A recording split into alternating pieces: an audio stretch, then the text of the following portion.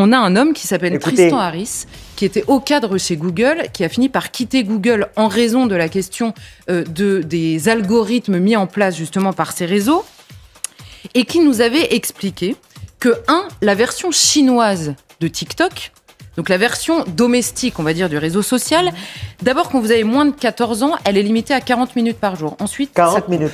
Par ailleurs, le réseau est inaccessible entre 22h et 6h du matin.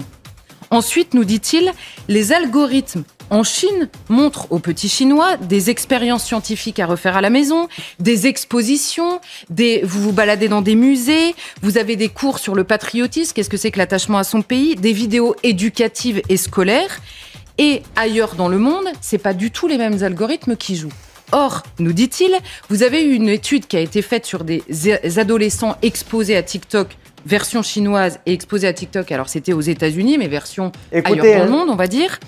Et au terme d'une année passée sur TikTok, les enfants en Chine, quand on leur disait quelle est la carrière dont vous rêvez, répondaient majoritairement astronaute.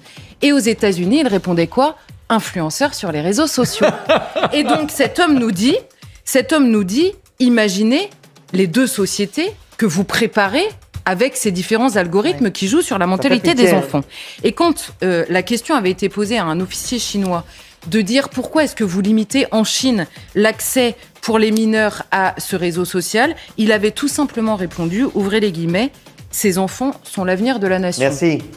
Comprenez qu'il avait parfaitement conscience de l'influence de ces réseaux sur les enfants. La deuxième chose qu'aurait dû nous alerter, c'est une enquête, plusieurs enquêtes d'ailleurs du New York Times, sur la manière dont les PDG de la Silicon Valley se comportaient eux-mêmes avec leurs enfants par rapport au réseau. Ce qu'on apprend dans ces enquêtes, c'est très simple. Tous les PDG de la Silicon Valley interdisent catégoriquement l'accès à leurs propres réseaux sociaux à leurs enfants. Ils savent eux aussi pourquoi ils le font.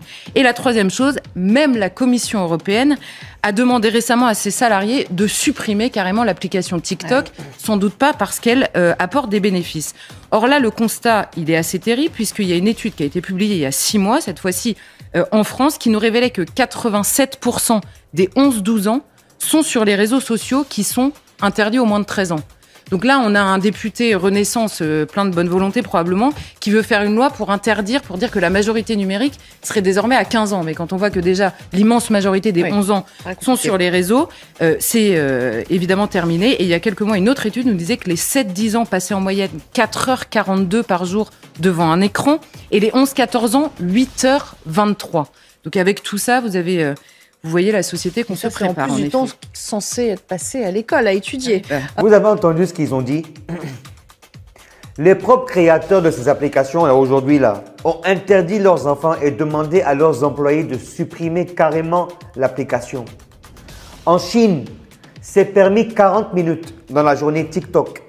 Et c'est accès impossible de 22h à 6h du matin, qui font exactement les 8 heures de sommeil dont un être humain a besoin pour se reposer. Les études qui sont là, n'ont pas été faites n'importe comment pour n'importe quoi. Ça a été fait pour un but précis. Nous, aujourd'hui, on voit nos mousseaux en train d'enlever leur haut, leur bas, danser, montrer leur bocho, leur monde au balcon. Pourquoi ils ne savent pas? Pensant que c'est ça l'avenir. Vous avez vu un peu la différence entre ces pays qui sont développés, qui ont eux-mêmes créé ces applications-là, et puis nous qui sommes là en train d'utiliser. C'est-à-dire, on est allé dans l'exagération. On ne veut plus même aller à l'école. C'est TikTok. On ne veut plus aller à l'école, c'est devenu influenceur. C'est ça, non? Réécoutez bien ce qui a été dit dans cette vidéo-là. Vous allez comprendre comment est-ce que c'est dangereux ce qui se passe aujourd'hui. Surtout en Afrique. Surtout en Afrique. Du n'importe quoi. Après, par là, on va dire qu'il faut rentrer chez toi. Sauf que ici, chez moi, c'est de ça qu'il s'agit. On doit tout vous dire, non? Faites les choses qui peuvent vous être utiles demain. Non pas des choses qui vont être inutiles demain. Au revoir.